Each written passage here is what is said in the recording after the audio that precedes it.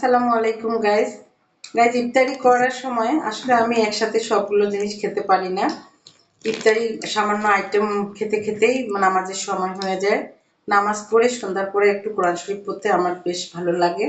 কোরআন শরীফটা পড়ে উঠে আমি বাকি সব আইটেমগুলো একটু একটু করে খাই। আর প্রতিদিনে আমার থাকে হলো এই যে ফ্রুট সালাদ, সেটা হলো টক দই দিয়ে, বিশেষ করে বিটরুট, গাজর, পেয়ারা, আপেল, ডালিম, এগুলো দিয়ে আমি এই ইয়াটা করে থাকি, শশা। আর সেই সাথে কোনো রকম মিষ্টি দেই না, এবং একটু সামান্য পরিমাণে আমি লবণ দেই, সেটা হচ্ছে বিট লবণ। আর এই টক দই, এটা স্বাস্থ্যের জন্য কিন্তু অনেক অনেক ভালো। আর আমরা যারা রোজা রাখি, রোজা থেকে এই টক দইটা শরীরের জন্য আমাদের ক্যালসিয়ামের ঘাটতি পূরণ করবে। আর এই যে ফলগুলো এবং সবজি যে আইটেম, গাজর, বিটরুট আর শশা, এগুলো আমাদের শরীরে পানি শূন্যতাও দূর করবে।